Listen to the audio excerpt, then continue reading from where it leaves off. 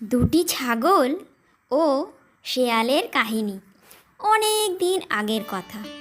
এক জঙ্গলে দুটি ছাগলের মধ্যে কোনো কারণে প্রচণ্ড ঝগড়া হয়ে গেল। সেখান দিয়ে সে সময় যাচ্ছিলেন এক সাধু। তিনি দাঁড়িয়ে থেকে তাদের ঝগড়া দেখছিলেন। দেখতে দেখতে তাদের মধ্যে ঝগড়া এত বেড়ে গেল যে তাদের মধ্যে লড়াই শুরু হয়ে গেল। সে সময় সেখান দিয়ে যাচ্ছিল এক শেয়াল।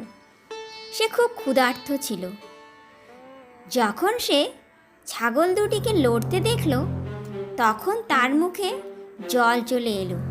ছাগল দুটির মধ্যে লড়াই এত বেড়ে গেল যে তারা একে অপরকে রক্তাক্ত করে দিল, কিন্তু তবুও লড়াই করতে ছাড়ছিল না। ছাগল দুটির শরীর থেকে রক্ত বের হতে শুরু করেছিল। ক্ষুধার্ত শিয়াল যখন মাটিতে পড়ে থাকা রক্তগুলিকে দেখল, তখন সেগুলোকে চাটতে লাগলো আর ধীরে ধীরে ছাগলগুলোর কাছাকাছি যেতে লাগলো। শিয়ালের খিদে আরও বেড়ে গেল। সে মনে মনে ভাবতে লাগলো, এই ছাগল দুটোকে মেরে নিজের পেট ভরলে কেমন হয়। এদিকে দূরে দাঁড়িয়ে থাকা সাধু এসব দেখছিলেন।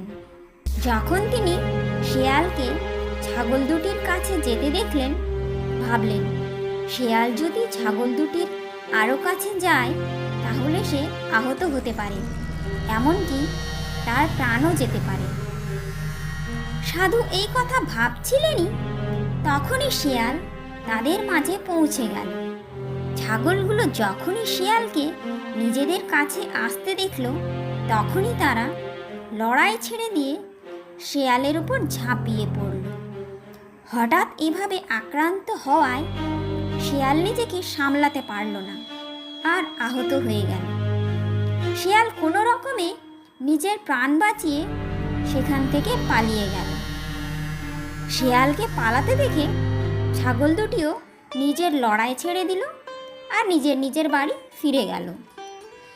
এদিকে সাধুও নিজের বাড়ির দিকে রওনা দিলেন। নীতি কথা হলো এই যে, আমাদের কখনো লোভ করা উচিত নয়।